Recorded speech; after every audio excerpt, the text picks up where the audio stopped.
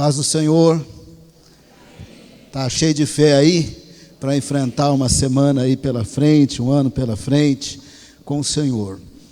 Hoje eu quero falar um pouco das últimas palavras do rei Davi.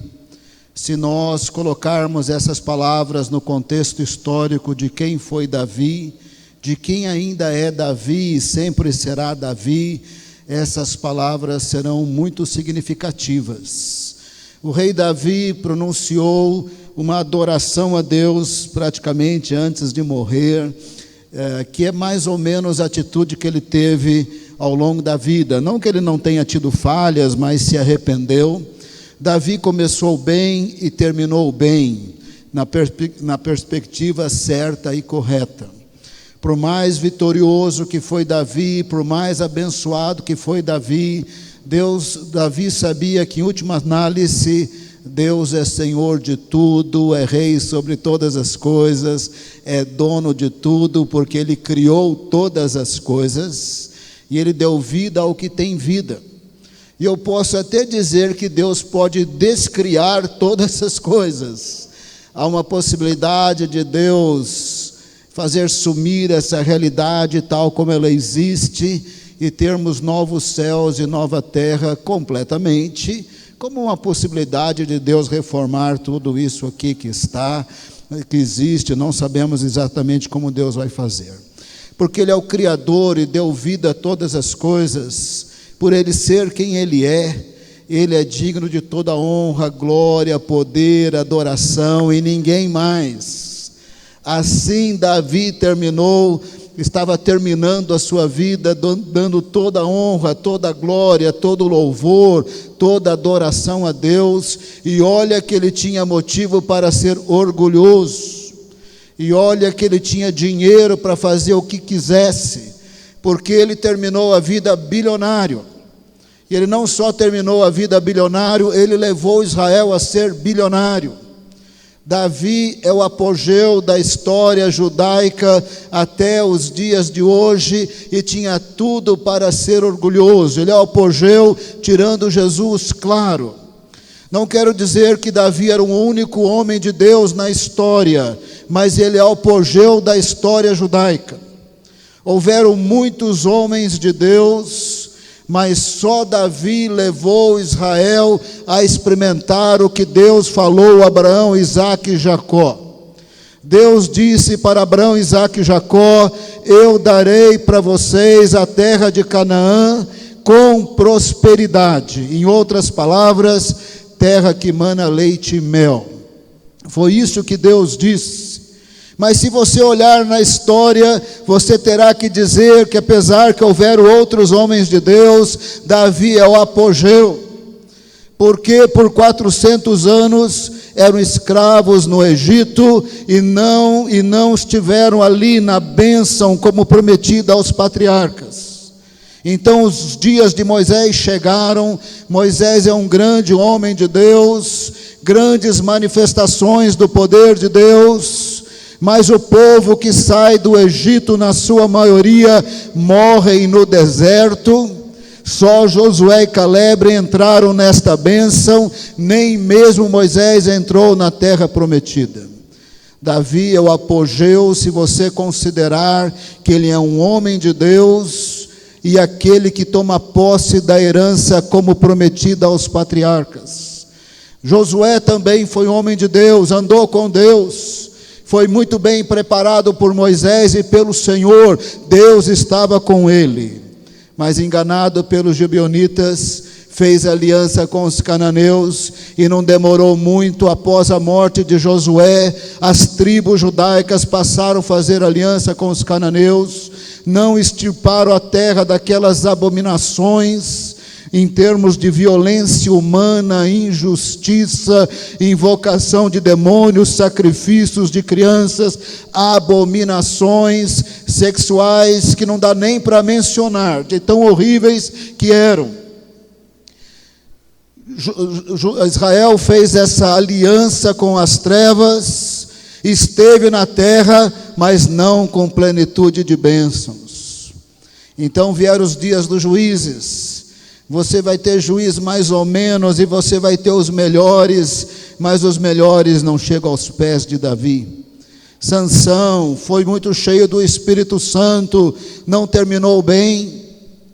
Gideão foi muito usado por Deus, fez uma capa, um manto sacerdotal, aquilo virou idolatria para Israel. Israel longe de Deus com aquela capa de Gideão. Você tem Samuel, ele é impecável, digamos assim, maravilhoso. Mas Deus não usou para tomar posse da terra com prosperidade e bênçãos, a terra que mana leite e mel, como o rei Davi. De Abraão até Davi, Davi é o apogeu da história judaica, à luz das promessas feitas aos patriarcas. Depois de Davi, ficou fácil de perceber que ele é o apogeu. Não demorou muito, Salomão termina a vida na idolatria, um dos reis mais idólatras de Israel. Não começou assim, mas terminou assim. Depois de Salomão e por causa de Salomão, Deus disse que dividiria Israel em 2 reinos, 10 tribos no norte e 2 no sul. A monarquia das tribos do norte durou 280 anos. Nenhum daqueles reis serviu a Deus. Nenhum deles, nem crente foi. Não se comparam com Davi. Se você olhar no sul, o reino do sul, que podia ter tido uma monarquia de Davi até Jesus, mas por não terem temido a Deus, esta monarquia durou 520 anos, reinavam somente em Judá, e Davi reinou sobre todo o território, como prometido aos patriarcas. Em Judá, sim, tem alguns homens bons, mas não se comparam com Davi.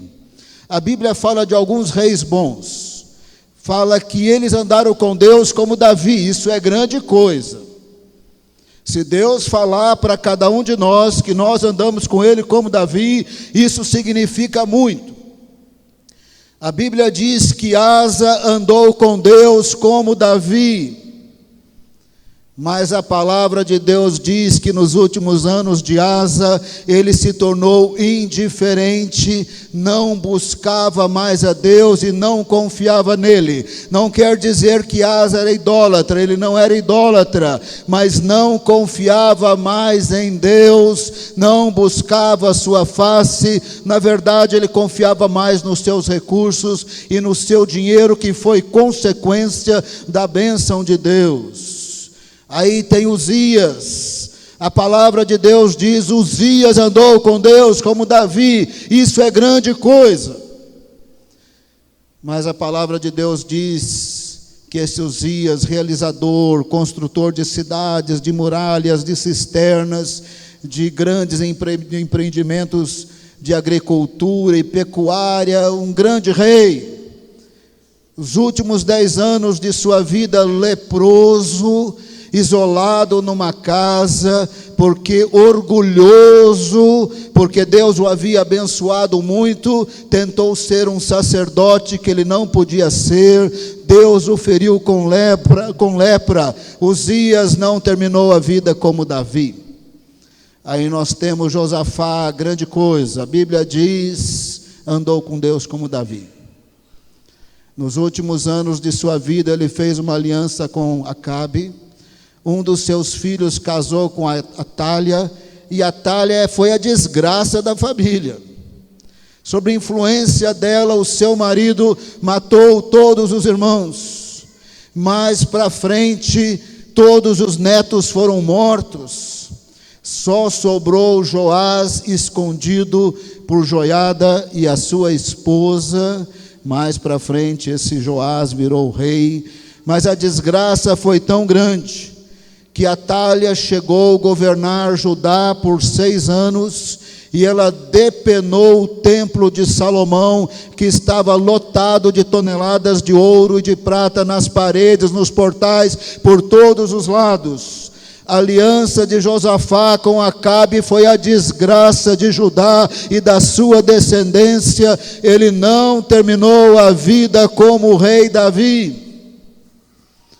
Aí nós temos Ezequias, andou com Deus como o rei Davi, terminou parecido com Asa. No fim da vida já não buscava Deus, no fim da vida já não confiava mais, não era idólatra, nenhum desses foram idólatras, mas já se distanciou de Deus, sua vida com Deus era indiferente, ficou orgulhoso pela sua riqueza, pelo seu tesouro, e já não buscava mais a Deus.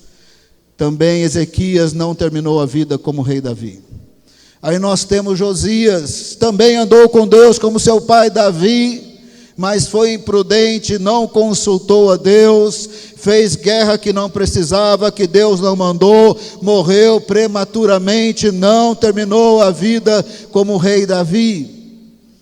Então veio o exílio para a Babilônia, porque os demais reis não temeram a Deus. Nesses 70 anos de exílio, você vai ter Daniel, Ezequiel, são homens de Deus, claro que são, mas à luz das promessas feitas aos patriarcas, eles estavam no exílio, não estavam na terra que mana leite e mel, por causa dos pecados dos pais e da nação. Após o exílio, você terá homens bons, Neemias, Esdras, mas Israel não estava na posse da herança, como nos dias do rei Davi. E essa situação vai do pós-exílio até o ano 70 da era cristã. Israel não está mais na posse da bênção, com aquela prosperidade, com aquela vitória, como nos dias do rei Davi. Do ano 70 a 1948, nem na terra os judeus estavam, como o Senhor Jesus havia profetizado, que muitos caíram pela espada, caíram pela espada no Império Romano, seriam espalhados, mas um dia eles retornariam e Jerusalém não estaria mais debaixo da autoridade dos gentios, o que aconteceu em 1966. Do ano 70 a 1948, nem na terra Israel está, e não tem ninguém nesse período que você possa dizer, andou com Deus como Davi. De Moisés a 1948, o rei Davi é o apogeu da história. De 1948 até o dia de hoje, aí o Israel moderno começa a ganhar de Davi. É mais poderoso militarmente, tem mais pesquisa científica do que Davi, possivelmente tem mais bilhões de dólares, que significaria mais riqueza que Davi, mas de 1948 a 2017, não tem um líder em Israel que você possa dizer, esse homem temeu a Deus, andou com Deus, foi cheio do Espírito Santo como o rei Davi. Seja Shimon Peres, quem você quiser, nenhum deles você vai dizer, esse aí andou com Deus como Davi. Davi é o apogeu da história judaica, à luz das promessas feitas aos patriarcas, mas não para aí. Davi escreveu salmos que milhões de pessoas leem anualmente. Talvez o livro predileto da Bíblia seja os Salmos. Entre eles, a maioria deles são salmos do rei Davi. Alguns desses salmos são hiperproféticos. O Salmo 2, Jesus, o Salmo 22, Jesus teria que tomar o cálice decidido na Trindade, segundo a vontade do Pai, teria que morrer na cruz. Deus meu, por que me desamparaste? Não estava separado do Pai, como muitos dizem, porque Jesus tomou o nosso pecado e o Pai se afastou. É impossível as pessoas da Trindade se dividirem. Inclusive a palavra de Deus diz que o Pai estava no Filho, reconciliando o mundo consigo mesmo. Deus meu, por que me desamparaste? É uma maneira de Jesus falar na cruz. Salmo 22 de Davi, profético, está se cumprindo. Esse salmo fala das pessoas passando ao pé da cruz, dizendo: confiou em Deus que venha livrá-lo. Esse salmo fala que os ossos de Jesus não seriam quebrados. Esse salmo fala que ele estaria na cruz, esgotado emocionalmente e fisicamente. Esse salmo fala que a sua roupa seria lançada em sorte, mas por causa dele, pessoas de todas as famílias da terra e conheceriam a Deus e se converteriam. Salmo de Davi, profeta. Salmo 2, nem vou mencioná-lo, mais complexo, mas fala da perseguição, da crucificação, da ressurreição, da exaltação e da plenitude do reino de Deus. Salmo 2 fala da ressurreição de Jesus. Salmo 16 fala da ressurreição de Jesus. Salmo 110 fala da ressurreição, da exaltação, da expansão do reino e do sacerdócio de Jesus, segundo a ordem de Melquisedeque. Rei Davi é mencionado no Novo Testamento pelos apóstolos como profeta de Deus. Não só possuiu a promessa, como dita aos patriarcas, mas foi profeta, foi músico, foi compositor, desejoso da presença de Deus. Aparentemente ele fez algo meio doido. Ele resolveu levar a arca para um tabernáculo que ele pôs na sua fortaleza que estava no Monte Sião. Se ele lia a lei de Moisés, era para estar lá no tabernáculo de Moisés. Ele criou, ele inventou, ele fez outro tabernáculo para a arca. Ele queria a presença de Deus perto da casa dele, do seu palácio no Monte Sião, na sua fortaleza. Ele não só queria, ele organizou 24 turnos de oração e adoração ali diante da arca, e ele foi o autor da maioria dessas músicas e dessas letras, e outras foram Asaf que compôs. Rei Davi queria Deus perto dele, buscar a face dele, e algum desses 24 turnos lá estava Davi, que era músico, que cantava, que compunha, que cheio do Espírito Santo profetizava. Davi não construiu o templo, mas Davi, não vai ler, não precisa abrir a Bíblia, está sendo gravado, se ouve depois. 1 Crônicas 28, Davi entregou para Salomão, nesse último discurso à nação, quando ele falou ao povo, falou a Salomão, e por fim falou a Deus. Então Davi entregou a planta do templo, muito mais complexo que o tabernáculo de Moisés. Tinha mais câmaras, tinha mais depósitos, tinha mais salas, muito mais muralhas. Davi entregou a planta. Davi entregou o ouro, a prata, o material. Davi definiu o tamanho, a medida de cada utensílio e o peso de cada um deles em ouro e prata. Davi não construiu o templo, mas ele pensou nos mínimos detalhes. Salomão foi o executivo, mas a obra intelectual do templo foi de Davi. Quando o templo foi inaugurado, eu posso dizer para você que ele era 50% Moisés, porque as práticas sacerdotais do tabernáculo de Moisés vieram para o templo, mas as práticas de oração e adoração do tabernáculo de Davi vieram com a arca para o templo de Salomão. De tal maneira que no dia a dia da vida, o templo de Salomão era 50% Moisés, era 50% Davi. Davi começou a cidade de Jerusalém. Não existia Jerusalém.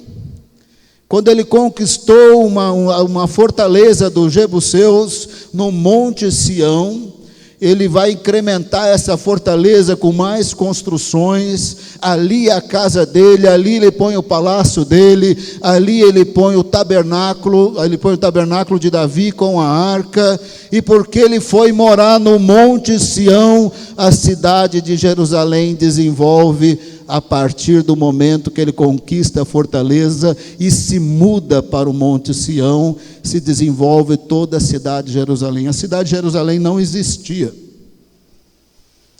Evidentemente que tem muito mais significado do que eu vou dizer. Não é à toa que Jesus morre em Jerusalém.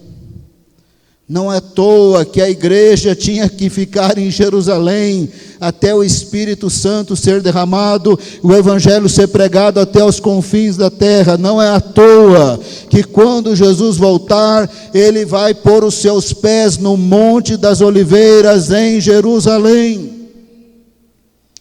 Quem começou a cidade de Jerusalém? O rei Davi. Essa cidade nem existiria. Rei Davi é o apogeu da história judaica. Na língua hebraica, eles são filhos dos seus ancestrais. Eles são filhos de Abraão. Na genealogia de Mateus, fulano gerou fulano. Várias vezes, mais de uma vez, Mateus diz, fulano gerou ciclano. O avô gerou o neto, porque eles são filhos dos seus ancestrais. Nem sempre naquela genealogia, Mateus está citando pai e filho. Várias vezes, mais de uma vez, ele cita de avô para neto, porque eles são filhos dos seus ancestrais. Portanto, Jesus, ele é filho de todos os maus reis. Ele é filho dos bons reis.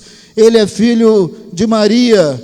Mas na palavra de Deus, o ancestral referência é Jesus.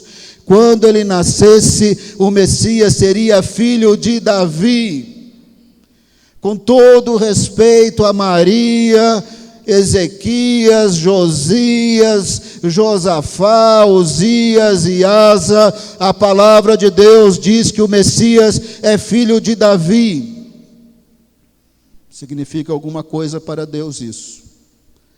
Deus inclusive falou para Davi, se a sua descendência me temer, sempre terá um rei da sua descendência.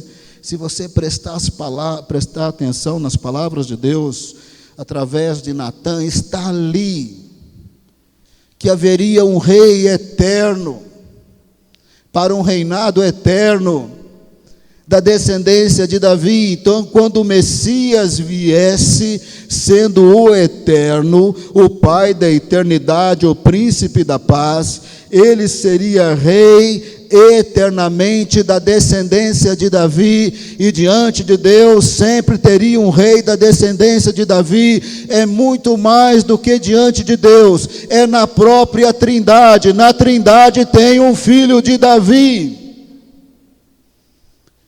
Poderia ser chamado filho de Maria, mas ele não é chamado, ainda que ele seja. Ele poderia ter sido chamado filho de Asa, ainda que ele seja. Mas Deus diz que ele é filho de Davi. Porque o ancestral referência é Davi. Não é Maria, não é Josias, não é Ezequias, não é Moisés, nem Abraão, é Davi. O que Davi foi, Jesus será na plenitude. Davi foi rei, rei temporal. Jesus é rei dos reis eternamente, não para de ser rei. Davi foi rei de uma etnia, numa herança prometida aos patriarcas. Jesus é rei de todas as etnias, não está limitado no tempo, no espaço e nem ao planeta Terra. Ele é o rei dos céus e da terra. Tudo que Davi foi, Jesus é na plenitude. Davi foi rei temporal, Jesus é rei eterno. Davi foi rei de etnia, de território geográfico. Jesus é rei do universo, do mundo espiritual, é eterno. Davi queria a presença de Deus, e como ele queria,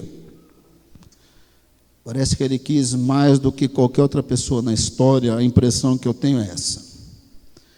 Jesus é o próprio Deus em carne, a própria presença de Deus na terra. Davi queria estar próximo da presença de Deus ali no tabernáculo. Jesus é Deus em carne e osso, manifestou a sua glória e agora ele é Deus não limitado no tempo e no espaço. Como diz Hebreus, ele é o resplendor da glória de Deus, a expressão exata do seu ser. Davi fez um templo, não fez, né? Mas ele concebeu intelectualmente, o executivo foi Salomão, ele concebeu um templo que na prática como seu tabernáculo temporal. Jesus faz um templo também, é a sua igreja, é o seu povo, lavada no seu sangue, por causa dele, da sua redenção, do seu perdão, da sua vida eterna, a sua igreja, templo de Deus, templo do Espírito Santo, é indestrutível por causa do eterno Jesus. Essa igreja de Jesus, nele é indestrutível e eterna, nele ela tem vida eterna. O templo de Salomão, por mais necessário que foi, em simbólico que foi, é um templo temporal. O templo de Jesus é eterno. Davi começou a Jerusalém da terra, por mais simbólica que ela seja, histórica que ela seja, ela é temporal. Quem vai trazer novo céu e nova terra e nova Jerusalém é o Rei Jesus. O rei Davi trouxe uma Jerusalém terrena, simbólica e temporal, porque ela também vai passar. Jesus trará, o rei Jesus, filho de Davi, trará uma Jerusalém eterna que não passará. E eu poderia continuar fazendo algumas comparações, mas essas são suficientes para você entender por que Davi é o ancestral referência. Com todo respeito, não é Maria e não é mais ninguém que você possa pensar. Evidentemente que ele é também filho de Abraão, mas o ancestral referência é o rei Davi. Que rei Davi foi, o Senhor Jesus seria na plenitude. Esse rei Davi viveu muitos anos, a gente não sabe exatamente quanto tempo ele ficou perseguido por Saul, alguns estimam 10 anos, eu já ouvi 15, 17, ninguém sabe direito, pode ter sido 20 anos.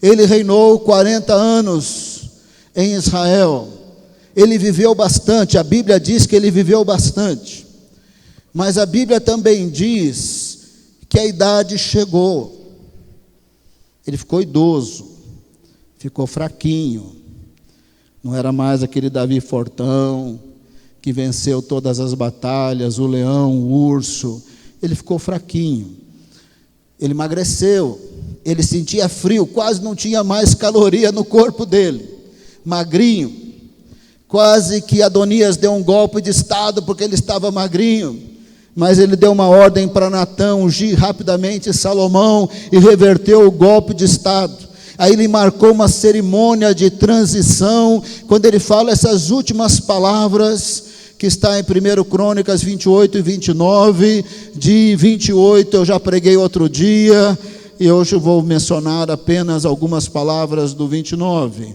Ele estava fraquinho, ele tremia, ele sentia frio, já não conseguia governar direito, quase que deram um golpe de estado, mas ele estava lúcido ainda.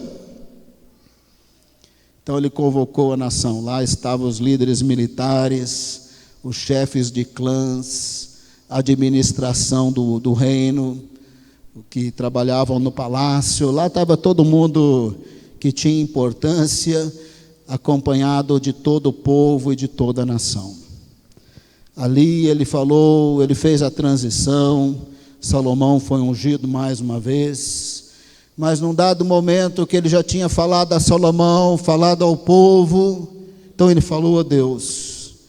1 Crônicas 29, por favor, abra a sua Bíblia. 1 Crônicas 29, Davi falou a Deus. Ele era rico, ele era bilionário, se você quer saber, ele era um bilionário.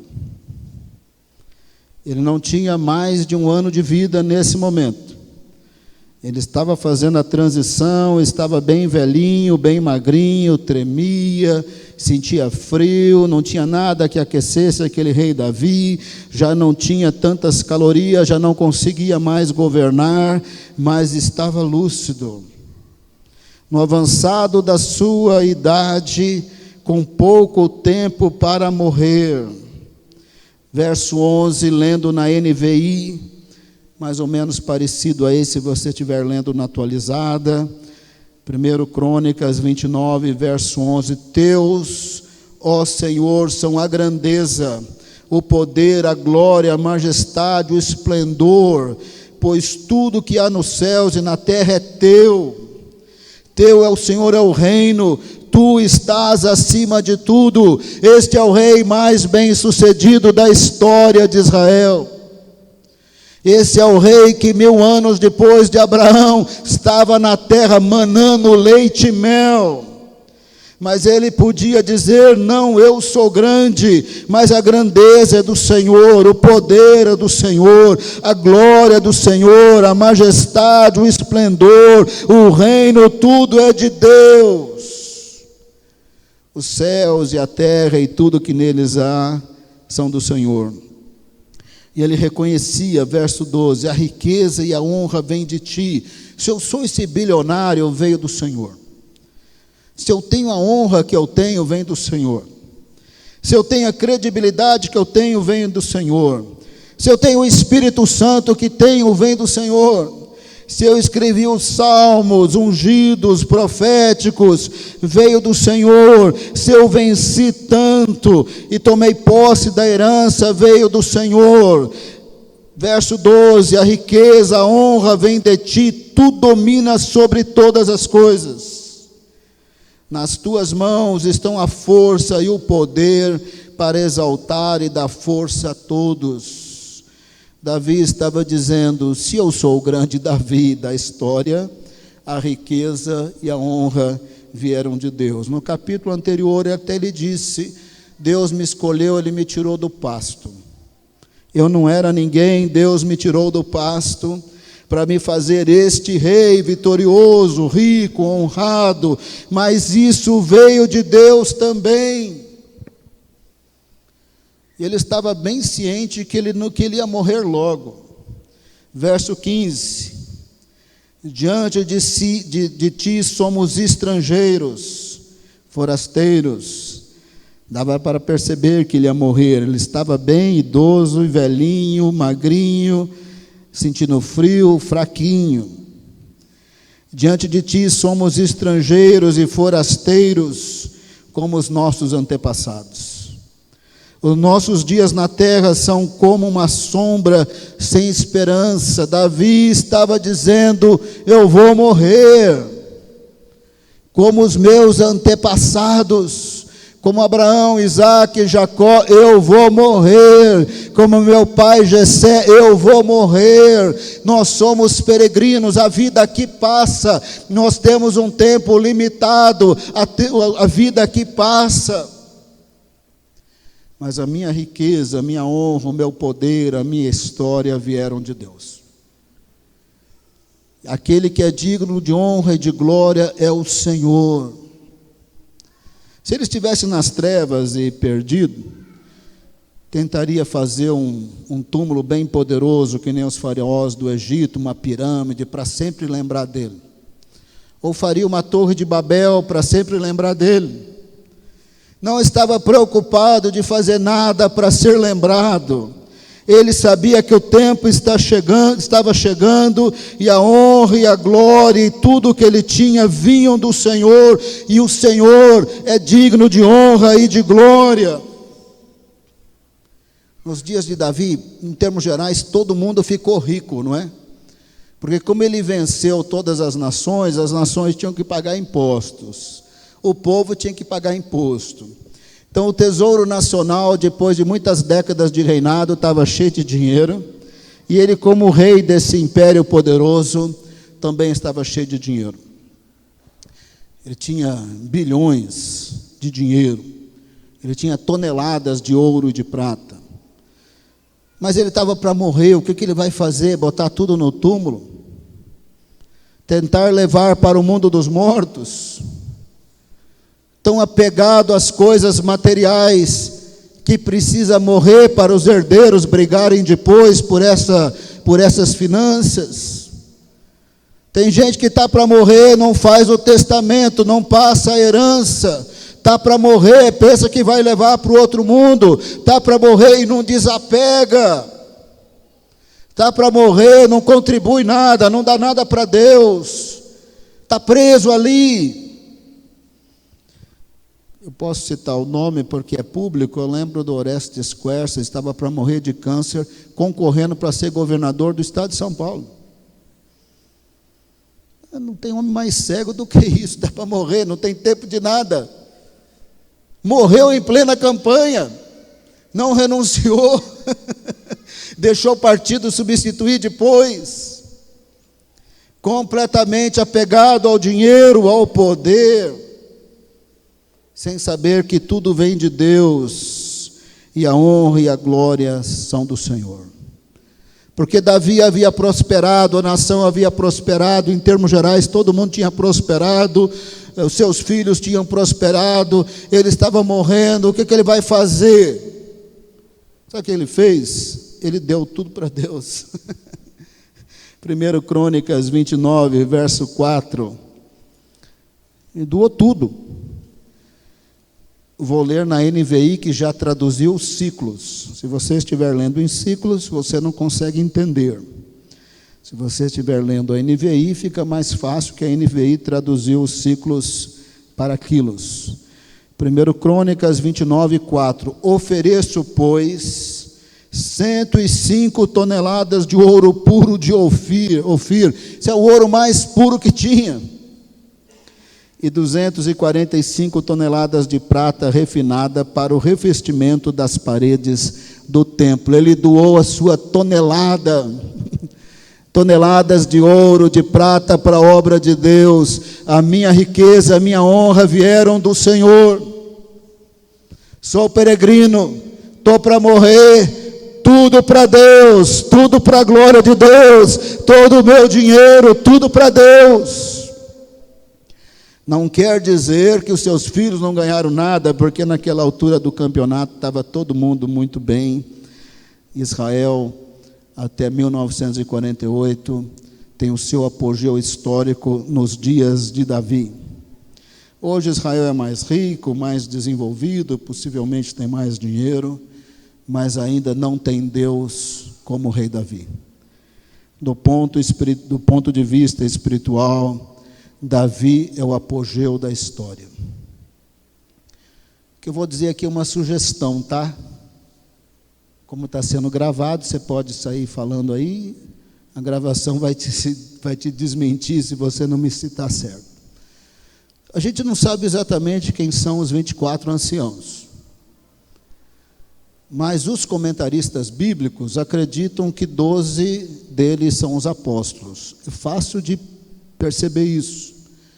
Jesus disse em uma certa ocasião para os apóstolos que no tempo da restauração de todas as coisas, vocês sentarão em 12 tronos e julgarão as tribos de Israel. Mais algumas referências em Apocalipse, você pode concluir que entre os 24 anciãos você tem 12 apóstolos. Deve cair fora Matias, porque Paulo deve entrar nesse time aí de algum jeito. Paulo deve entrar nesse time. Os outros 12 ninguém sabe direito, mas todo mundo presume que são os apóstolos, os profetas, porque a revelação bíblica está pautada no que Deus falou pelos profetas e pelos apóstolos, ou companheiros dos apóstolos, mas endossados por eles.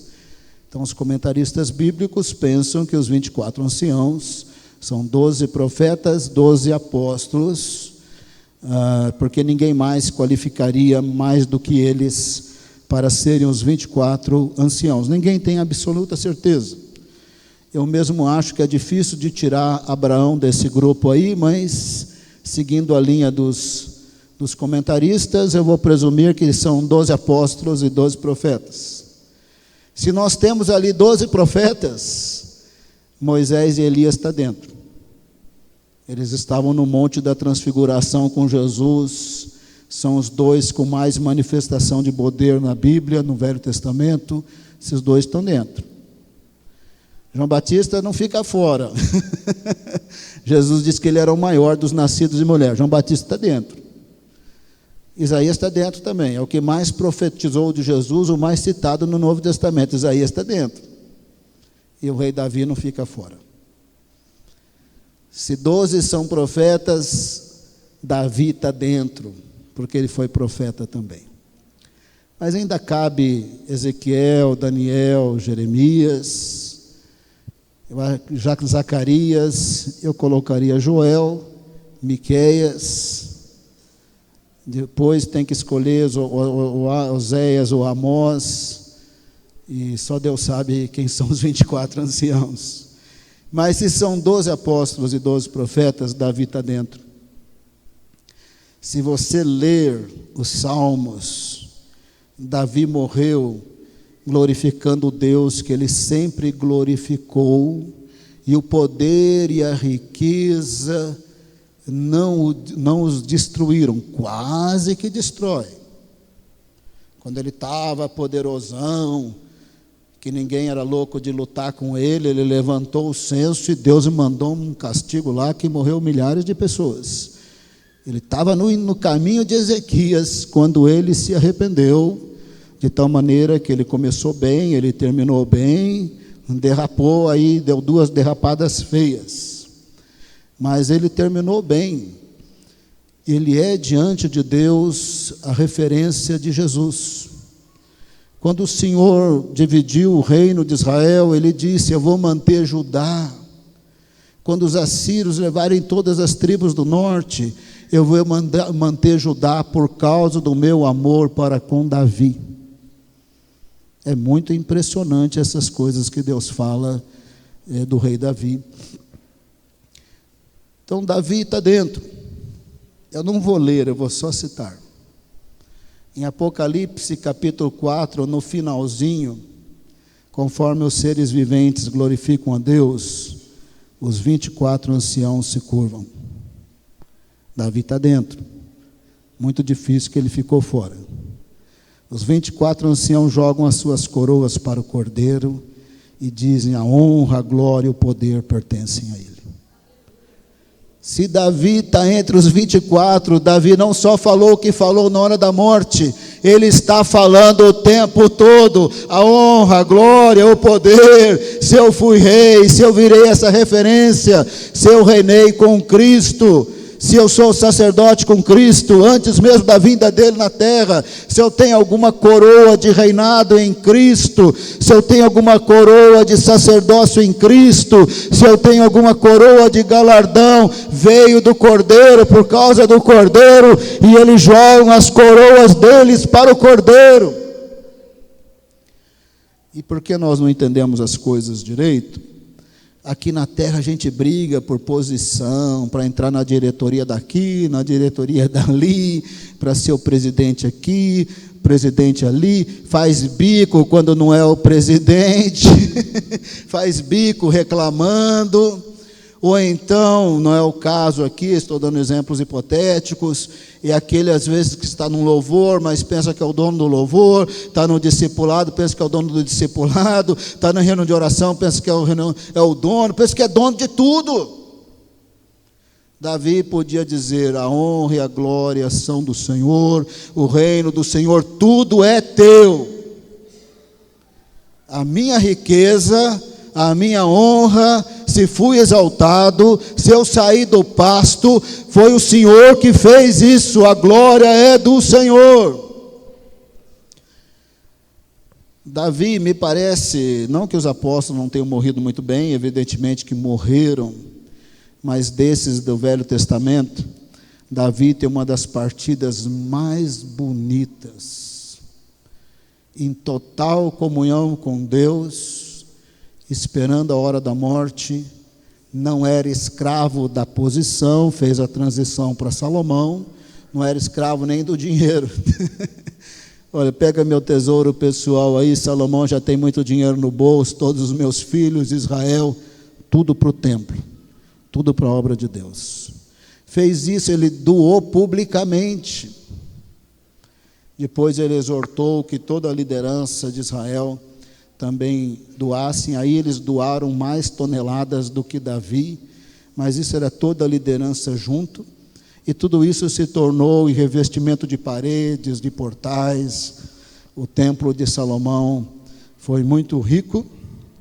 E Atalha fez o favorzinho de depená-lo por causa do erro de Josafá.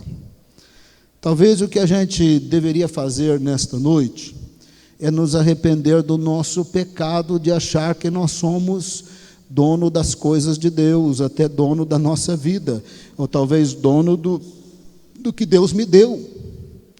Mesmo que Ele tenha dado, veio das mãos dEle, e última análise é dEle, para a glória dEle. A vida, a existência, a salvação, a Bíblia, o Espírito Santo, os dons, os talentos, a habilidade de trabalho, de ganhar dinheiro, a habilidade que proporcionou ser chefe, subir, ficar mais rico, tudo é de Deus, para a glória de Deus, não nos tornar escravos. Tem pessoa que não pode ganhar um pouco mais de dinheiro que deixa a igreja. Compra uma casa na praia e não sai da praia. Depois compra um jet ski, uma lancha e não sai de lá.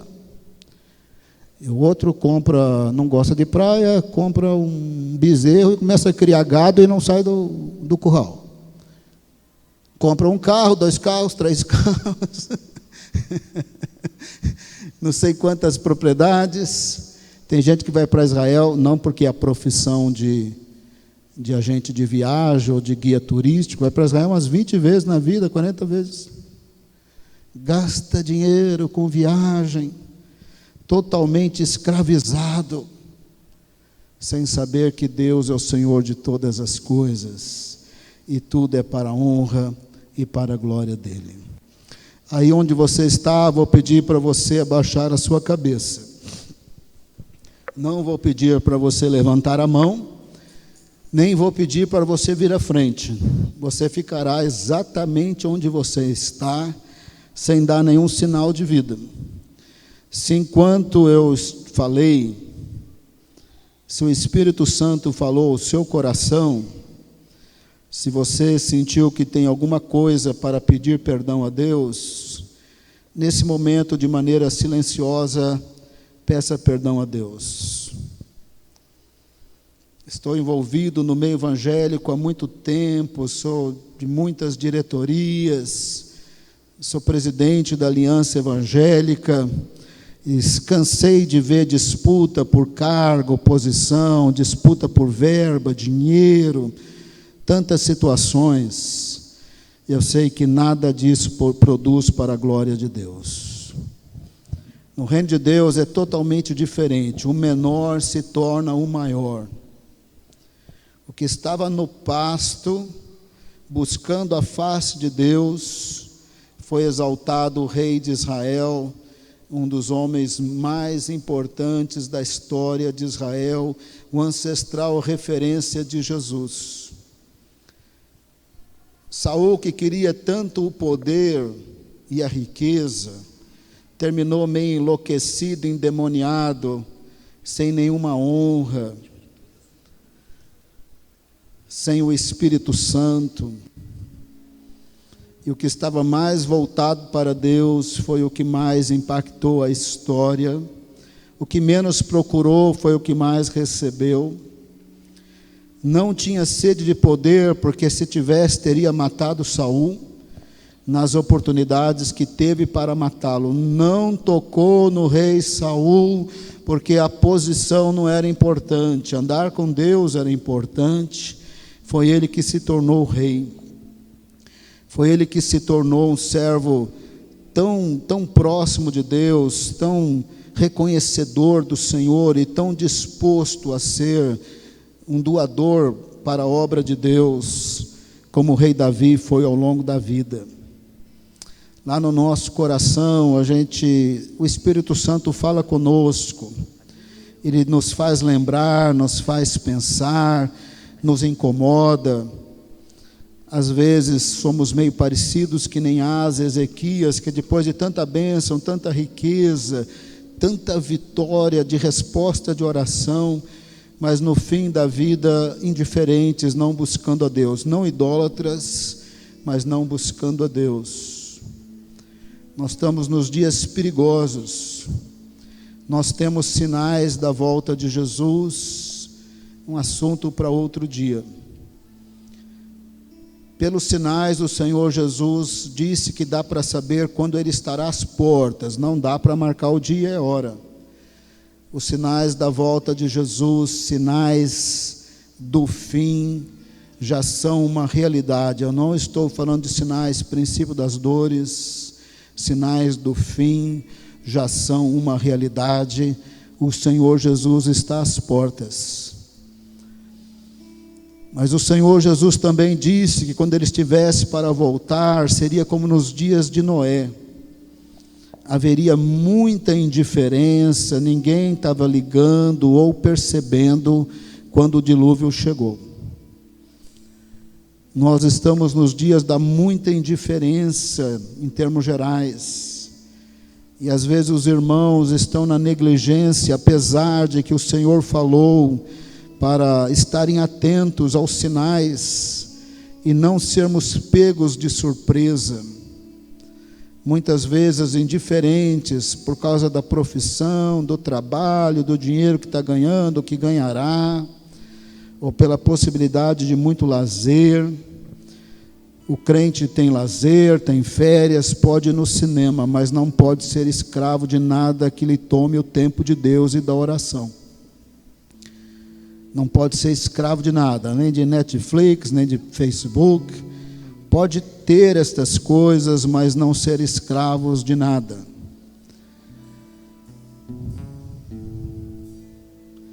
Que nós possamos viver para Deus, morrer para Deus, como o rei Davi, confessando os nossos pecados de autossuficiência, de orgulho, de competição, de desejo pelo poder, de influência, de controle, mais do que desejo de Deus e do Espírito Santo. Se o fogo de Deus estiver em nós, nós daremos frutos e as portas se abrirão. Nós não precisaremos brigar por posição, as portas vão se abrir, as pessoas vão nos procurar. Não precisamos brigar, porque a manifestação de Deus não está na briga, não está na contenda, que é obra da carne. A manifestação de Deus está através do fruto e dos dons do Espírito Santo e do caráter de Cristo. Mas querendo glorificar a nós mesmos, sermos importantes, influentes, nós perdemos Deus por não sermos apaixonados por Ele, pela sua presença e buscarmos a sua face. Aí onde você está, o Espírito Santo trouxe à sua memória aquilo que precisa confessar.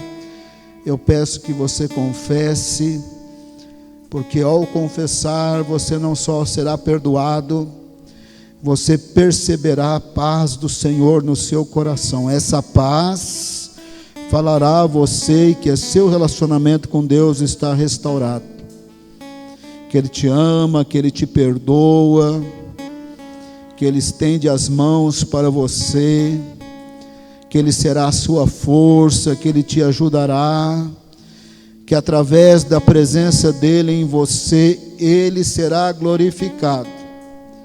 Apesar que não queremos ficar conhecidos em famosos quando nós conhecemos a Bíblia, não é anormal ficarmos muito conhecidos quando Deus começa a nos usar, ainda que nós não tenhamos isso como prioridade.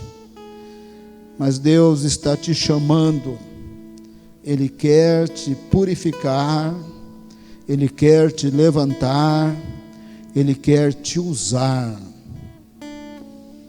Ele quer que você ponha a perspectiva no foco certo. Davi derrapou, mas quando Davi se arrependia, era dias de oração e jejum, chorando. Não era 30 segundos antes da ceia, não, era dias orando, jejuando, chorando, buscando a Deus para ter a sua comunhão restaurada com Deus. Confessa o seu pecado nesse particular com Deus, de uma maneira muito mansa, invisível. A paz do Senhor virá ao seu coração e você saberá que a sua comunhão com Deus foi restaurada, que Ele está com você para te levantar, para te usar e glorificar o nome dEle através de sua vida. Como nós precisamos andar com Deus como andou o rei Davi. Como nós precisamos crescer e aprender. Tendo confessado os nossos pecados, tendo recebido da graça de Deus e a paz do Senhor e o seu Espírito Santo, o Senhor usará nossas vidas para a glória dEle. Ele te ajudará durante a semana, porque são muitas as armadilhas que irritam, que deixam nervoso, que tem que perdoar e então não está nem conseguindo. Ele te abençoará para você conseguir ser luz nas trevas durante a semana, porque você está confessando os seus pecados. Ele está te perdoando e derramando em você o Espírito Santo. Está derramando em você o Espírito Santo, porque Deus quer usá-lo em Araçariguama ou da cidade que você veio.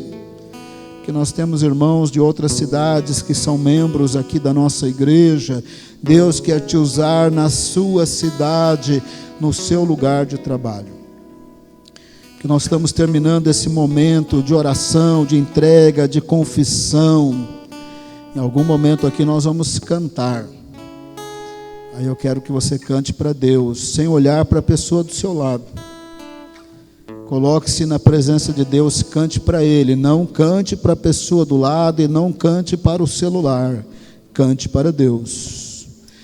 Pai amado, nós nos colocamos na Tua presença, pedimos perdão da nossa meninice, da nossa criancice, da nossa carne, dos nossos ímpetos pecaminosos, da nossa falta de leitura das Escrituras, falta de aprendizado das Escrituras, desejosos de fazer coisas para sermos vistos, reconhecidos, elogiados, e não para a glória do Senhor, trabalhando com a motivação errada, e não para a glória do Senhor.